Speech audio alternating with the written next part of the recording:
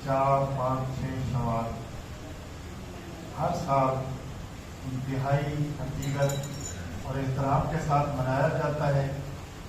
आप सब भाइयों को उर्स मुबारक की दावत है। अपने दोस्तों को भी इस बाबरकत मामले पाक में शिरकत की दावत दें। अगर बुध को ईद होती है तो हफ्ते को पहला दिन होगा उस मुबारक का।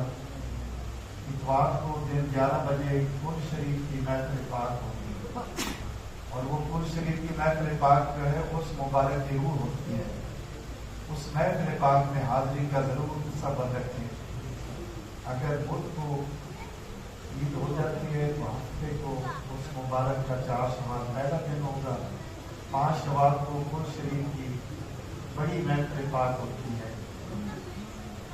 उस महफिल पाक में उस दुआ में शिरकत का सबब रखें।